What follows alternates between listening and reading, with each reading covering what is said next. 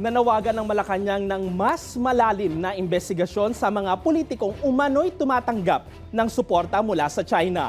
Ito'y matapos sabihin ni Defense Secretary Gilbert Teodoro Jr. sa isang budget hearing nitong Martes na may hinala silang ilang mambabatas ang sinusuportahan umano ng Beijing para palakasin ang malawak nitong pag-claim sa West Philippine Sea. Ayon kay Palace Press Officer Claire Castro, kailangan muna ng masinsinang investigasyon bago tukuyin o isapubliko kung may partikular na politikong sangkot.